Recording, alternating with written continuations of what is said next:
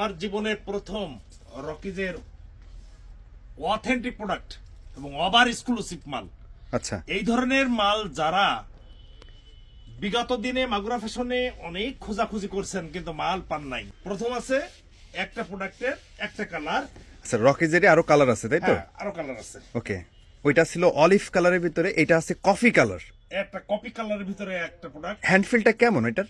এর হ্যান্ডফিল হাতে না করলে বোঝা যাবে না, মুখ দিয়ে বলা যাবে না।